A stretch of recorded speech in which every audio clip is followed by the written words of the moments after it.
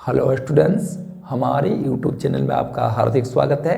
तो चलिए आज हम पढ़ते हैं क्लास 10th में साइंस का एक बड़ा ही इम्पोर्टेंट कॉन्सेप्ट जो कि संरचना सूत्र पर आधारित है। तो आज आप लोगों के लिए लेकर आए हम एथेन और ब्यूटेन का संरचना सूत्र किस प्रकार से होगा उस कॉन्सेप्ट को।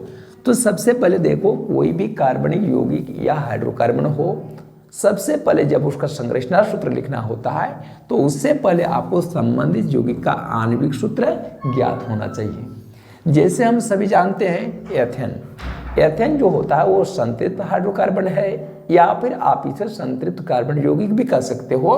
उनका आणविक सूत्र C2H6 होता है।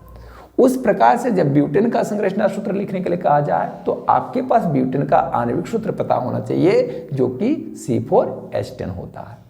ये दोनों ही क्या है, संतृप्त हाइड्रोकार्बन है और ये दोनों संतृप्त हाइड्रोकार्बन का संरचना सूत्र आज हमें समझना है। तो चलिए बगैर लेट के हुए अपने कॉन्सेप्ट को स्टार्ट करते हैं। सबसे पहले हम लोग एथेन की बात करेंगे। एथेन में आप क्या देख रहे हैं, कार्बन के 2 और हाइड्रोजन के 6, कुल मिलाकर 2 और 6 8 परमाणु की मौजूदगी है। तो हम लोग कार्बन के 2 परमाणु को क्या करेंगे, ठीक एक दूसरे के बगल में लगाएंगे। तो जैसे कि आप सभी जानते हैं कि कोई भी कार्बन के परमाणु जो होते हैं उसमें उपस्थित इलेक्ट्रॉनों की जो संख्या होती है वो 6 होती है। और इसके लिए आपको सबसे पहले कार्बन का इलेक्ट्रॉनिक विन्यास प्राप्त करना होगा। तो कार्बन का इलेक्ट्रॉनिक विन्यास में आप लोग क्या जानते हैं, पहली कक्षा में 2 और दूसरी कक्षा में 4 इलेक्ट्रॉन पाए जाते हैं। तो इसकी जो दूसरी कक्षा है वो उसकी अंतिम कक्षा है या संयोजी कक्षा है। इसमें प्राप्त इलेक्ट्रॉनों की संख्या है 4। तो यानी कार्बन के प्रत्येक परमाणु के अंतिम कक्षा में 4 इलेक्ट्रॉन है। तो वो क्या करते हैं, अन्य 4 इलेक्ट्रॉनों की साझेदारी करके ही अपने कोष को पूरा करते हैं। तो इसको क्या करोगे आप लोग, कार्बन के 2 परमाणु है इसे अगल बगल में लिख लोगे और मन ही मन में उसका कैलकुलेशन करोगे कि कार्बन की परमाणु की अंतिम कक्षा में 4 इलेक्ट्रॉन है, उसे अस्थायी बनने के लिए और 4 इलेक्ट्रॉन चाहिए। तो ये 4 इलेक्ट्रॉन वो कहाँ से प्राप्त करेंगे, चलिए इसकी व्यवस्था को समझते हैं। तो इसके लिए कार्बन के अपने 4 इलेक्ट्रॉन हैं, फिर वो कार्बन के दूसरे परमाणु से सबसे पहले अभी केवल 1 इलेक्ट्रॉन की साझेदारी करेंगे। तो अपना इनका 4 है और यहाँ से 1 इलेक्ट्रॉन की साझेदारी करेंगे तो यानी प्राप्त करेंगे। तो 4 और 1 5 हो गया।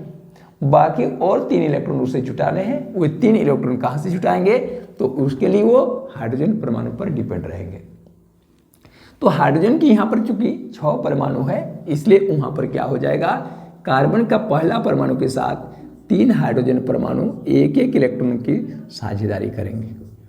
ठीक है। तो उस स्थिति में कार्बन का पहला परमाणु की अंतिम कक्षा में 4 इलेक्ट्रॉन है, वह कार्बन के दूसरे परमाणु से 1 इलेक्ट्रॉन प्राप्त करेंगे। तो 4 1 5 हो गया। हाइड्रोजन से 1 प्राप्त करेंगे 6, फिर हाइड्रोजन से 1 प्राप्त करेंगे 7 और हाइड्रोजन के तीसरे परमाणु से 1 इलेक्ट्रॉन प्राप्त करेंगे 8। और इस तरह से कार्बन का पहला परमाणु अपने अंतिम कक्षा में 8 इलेक्ट्रॉन प्राप्त करके अस्थायी बन जाएंगे।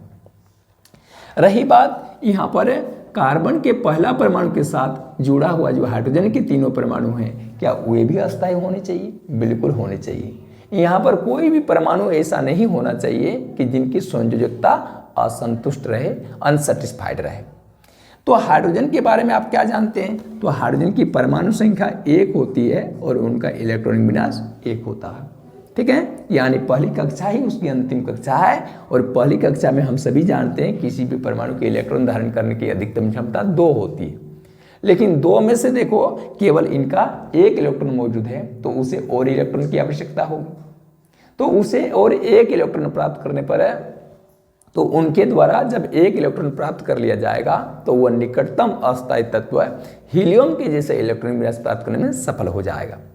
तो वह 1 इलेक्ट्रॉन कैसे प्राप्त करेगा, तो इसके लिए वो यहाँ कार्बन के साथ 1 इलेक्ट्रॉन का पार्टनरशिप करेंगे। तो हाइड्रोजन की अंतिम कक्षा का 1 इलेक्ट्रॉन है और कार्बन के साथ एक साझेदारी के फलस्वरूप प्राप्त करेंगे तो 1 और 1 2 इलेक्ट्रॉन हो जाएगा। तो इस प्रकार से हाइड्रोजन का पहला परमाणु भी अस्थायी बन जाएगा। वही बात दूसरा परमाणु के साथ भी है, वही बात हाइड्रोजन के तीसरे परमाणु के साथ भी है। वो कार्बन के पहला परमाणु के साथ 1-1 इलेक्ट्रॉनों की साझेदारी करके अस्थायी बन जाएंगे। अभी तक हमने कार्बन के 2 परमाणु की बात और हाइड्रोजन के 3 परमाणु की बात उठाई है। इसमें हम लोग कार्बन के पहला परमाणु के अस्तित्व की बात को समझ लिए, साथ ही साथ में उनसे जुड़ा हुआ हाइड्रोजन के तीनों परमाणु के अस्तित्व की बात को भी समझ लिए। लेकिन अभी तक बात स्टार्ट नहीं की हम लोग कार्बन के दूसरे परमाणु की। तो कार्बन के दूसरे परमाणु के भी अंतिम कक्षा में 4 इलेक्ट्रॉन होंगे, जैसे कि पहले वाले के पास था। तो वह दूसरा परमाणु किस प्रकार से अस्थायी बनेगा?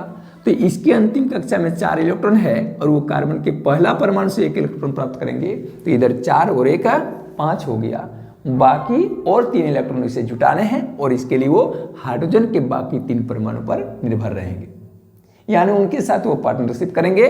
तो इसके लिए वो हाइड्रोजन का पहला परमाणु से 1 इलेक्ट्रॉन की साझेदारी, हाइड्रोजन के दूसरे परमाणु के साथ 1 इलेक्ट्रॉन की साझेदारी और हाइड्रोजन के तीसरे परमाणु के साथ 1 इलेक्ट्रॉन की साझेदारी कर लेंगे। तो इस प्रकार से कार्बन के दूसरे परमाणु के अपने हो गए 4 इलेक्ट्रॉन और यहाँ कार्बन के पहला परमाणु से पार्टनर से 1 जुटाएंगे 5, इधर से 1 जुटाएंगे 6, उधर से 1 7, इधर से 1 8 और कार्बन का दूसरा परमाणु भी इस प्रकार से अस्थायी हो जाएगा। साथ ही साथ में कार्बन के दूसरे परमाणु से जुड़ा हुआ हाइड्रोजन के जो तीनों परमाणु हैं वो 1 इलेक्ट्रॉन की साझेदारी करके हीलियम के समान इलेक्ट्रॉन विन्यास को प्राप्त कर लेंगे और इस प्रकार से ये आपका एथेन का संरचना सूत्र आपको प्राप्त हो गया, जिसमें हर जगह पर देखिए केवल सिंगल बॉन्ड नजर आ रहा है। यहाँ चूंकि कार्बन के परमाणु के बीच में एकल बंधन यानी सिंगल बॉन्ड दिख रहा है, इसलिए इस प्रकार के यौगिक को या कार्बन यौगिक को क्या नाम दोगे? संतृप्त कार्बन यौगिक नाम दोगे, या फिर इसमें देखिए केवल कार्बन और हाइड्रोजन के ही परमाणु हैं, इसलिए इसका नाम संतृप्त हाइड्रोकार्बन होगा।